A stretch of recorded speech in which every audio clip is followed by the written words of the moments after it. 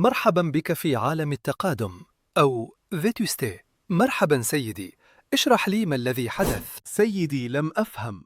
لم أكن مسؤولا عن الحادث، ومع ذلك تلقيت مبلغا أقل من تكلفة الإصلاحات. هذا أمر طبيعي، وهنا يفاجأ الكثير من الناس.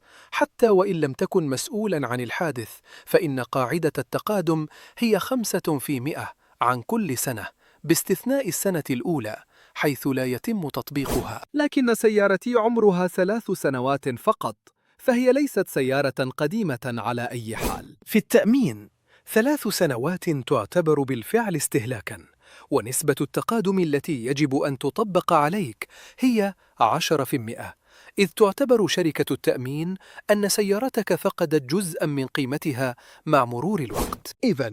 إذا تم تركيب قطعة جديدة لي، فعلي أن أدفع جزءاً من ثمنها. بالضبط، سأعطيك مثالاً.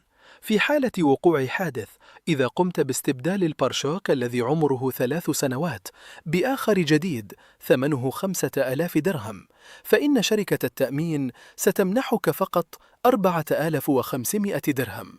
أما 500 درهم فهي نسبة التقادم. في الفيديو القادم سأشرح لكم كيف يمكن تجنب هذه التقادم.